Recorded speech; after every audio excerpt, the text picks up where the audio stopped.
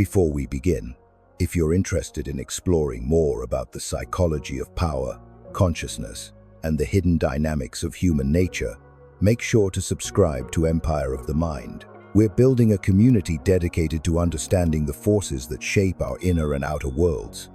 Now, let's dive in.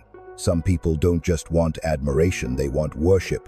They speak with absolute certainty, demand unwavering loyalty, and react with fury to even the gentlest criticism. They move through the world as if reality itself should bend to their will. Carl Jung had a name for this phenomenon: ego inflation. But here's what makes this so psychologically dangerous. These individuals don't merely struggle with pride or vanity. They have crossed a threshold into something far more profound and troubling. They have confused themselves with God. Today, we're exploring why narcissists often feel godlike, how this differs from true divine connection, and why Jung warned that confusing the ego with the self isn't just psychological dysfunction, it's a spiritual catastrophe. This isn't about religion. This is about the architecture of the human psyche and what happens when that architecture collapses in on itself. 1. The divine self in Jungian psychology. To understand why narcissists feel godlike, we first need to understand what Jung meant by the self and why he capitalized that word. Jung believed every human being carries within them an inner organizing center called the self. This isn't the self with a lowercase s, the everyday personality, the collection of preferences and memories. The self, with a capital S, represents something transcendent. It is the totality of the psyche, the regulating center that brings meaning, balance, and wholeness to our lives. The self represents deep meaning that goes beyond personal satisfaction. Humility is born from recognizing our place in something larger. Psychological balance between conscious and unconscious forces, connection to something greater than the ego. In religious language, the self is often experienced as the God within the imago Dei, the divine image carried in every human soul. This is why spiritual experiences across cultures share common features. The dissolution of the small self, the encounter with something vast and numinous, the sense of being held by a reality far greater than our individual existence. But here's the crucial point that Jung emphasized again and again. True divine connection produces specific psychological effects. It does not inflate the personality, it grounds it. When someone genuinely encounters the self, when they touch that divine center, what emerges is reverence for existence itself, humility before the mystery of life, moral responsibility toward others, acute awareness of personal limits. Think of the great mystics, the authentic spiritual teachers throughout history. They don't walk into rooms demanding to be treated as special. They radiate a kind of settled peace, an acceptance, even a sense of humor about their own limitations. They have encountered something vast, and it has made them smaller, not larger, but paradoxically, that very diminishment has made them more fully human. The self doesn't elevate the ego, it puts the ego in its proper place, as servant, not master, as instrument, not source. 2. Ego inflation. When the psyche imitates God. Now let's examine what happens when this process goes catastrophically wrong. Narcissism emerges when the ego mistakes itself for the center of reality.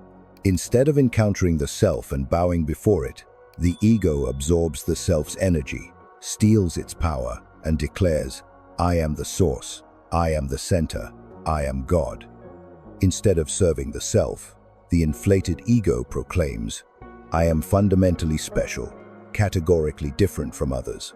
I am superior, and this superiority is self-evident. Other people exist primarily to recognize my greatness and affirm my worth. My perspective is reality. Disagreement is delusion." Jung warned that this produces what he called a false God image in the psyche. The narcissist doesn't feel connected to God, they feel like they are God. They have usurped the throne of the self. And here's where it gets psychologically devastating. Once the ego occupies that sacred center, everything becomes a religious matter. This is why narcissists react to ordinary human interactions with such disproportionate intensity. Criticism doesn't feel like feedback, it feels like blasphemy. You're not offering a different perspective, you're attacking the divine order itself. Disagreement doesn't feel like normal human discourse, it feels like betrayal, like cosmic treason. How dare you question the source of truth? Boundaries don't feel like healthy relationship dynamics, they feel like disrespect, like rebellion against the natural hierarchy where they sit at the apex. The narcissist has created an entire cosmology with themselves as the deity, and anyone who fails to worship appropriately becomes not just an annoyance but an existential threat to the entire structure of their reality. This is why you can't reason with severe narcissism. You're not dealing with someone who has an opinion you disagree with. You're dealing with someone whose ego has inflated to cosmic proportions, someone who has confused their personal preferences with universal law. 3. Why narcissists crave worship, not connection. This brings us to a profound paradox.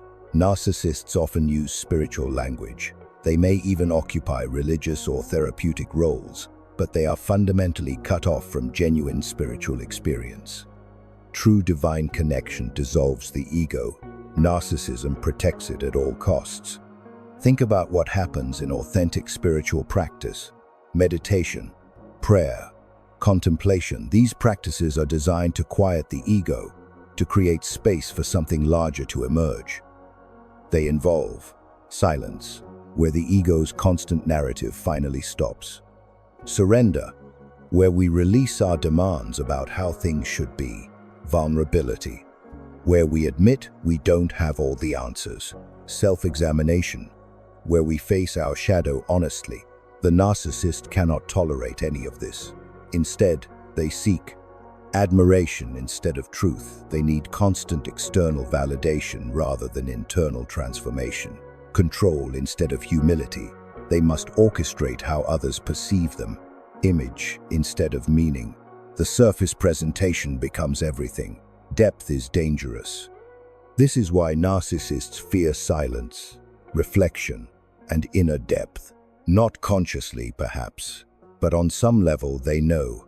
That's where the self would challenge the ego's illusion. That's where the false god would be revealed as a pretender. So they stay in motion. They cultivate followers. They manufacture crises. They generate drama. Anything to avoid that moment of genuine stillness where the truth might emerge. The narcissist doesn't want the transformation that real spiritual work demands. They want worship that confirms the grandiose identity they've constructed. They're not seeking God, they're seeking believers. 4. Jung's warning about false spiritual power. Jung spent his life studying the relationship between psychology and spirituality, and one of his most urgent warnings was this: inflated egos often hide the deepest spiritual emptiness. Without a genuine connection to the self, without that grounding in something transcendent, the psyche fills the void with inflation. And this creates a particular kind of danger. When the ego replaces the self, power replaces wisdom, force substitutes for genuine authority. Certainty replaces conscience. The inflated ego cannot doubt itself. Domination replaces love. Others become objects to be controlled rather than subjects to be honored. This is why narcissism appears so frequently in religious, spiritual, and leadership roles. These positions offer something the inflated ego desperately craves: a legitimate framework for being treated as special, for having power over others, for being the center of attention. The religious narcissist doesn't serve God. They use God as a mask for their own inflation. The spiritual teacher with an inflated ego doesn't guide students toward their own awakening. They create dependencies that feed their need for worship. Jung saw this pattern again and again. The guru who cannot tolerate students who surpass them, the religious leader who demands absolute obedience, the spiritual teacher who sexualizes or exploits their followers. These aren't accidents or moral failures. They're the inevitable result of ego inflation masquerading as divine connection. The truly dangerous narcissists aren't the ones who openly declare themselves superior. The dangerous ones are those who have found ways to make their narcissism look like enlightenment. Their inflation appear as divine calling. True divinity humbles, false divinity inflates. This is perhaps Jung's most crucial insight. When the ego replaces the self, when the small personality tries to occupy the space reserved for the transcendent, spirituality doesn't just fail, it becomes pathological. It becomes destructive.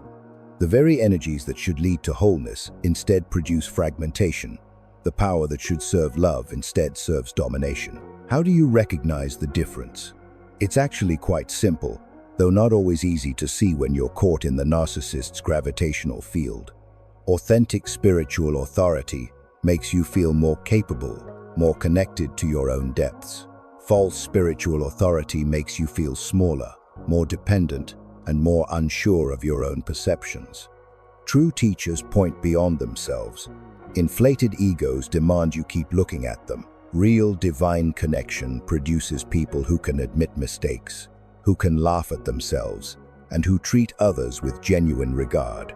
Ego inflation produces people who cannot apologize, who take themselves with deadly seriousness, who view others as mirrors or threats. The path Jung mapped out is clear. The ego must learn to serve something greater than itself, not to be destroyed, but to find its proper function not as God, but as the conscious instrument of the self's unfolding. And that might be the ultimate irony. The narcissist, in claiming to be godlike, has actually cut themselves off from the only thing that could make them genuinely whole. If this exploration resonated with you, and you want to continue investigating the hidden architecture of power, consciousness, and human nature, consider subscribing to Empire of the Mind. We're building something deeper here, a community committed to seeing clearly, thinking independently, and understanding the forces that shape both individual psychology and collective reality. The journey into the psyche is the most important journey we can take. Let's go ahead and take it together.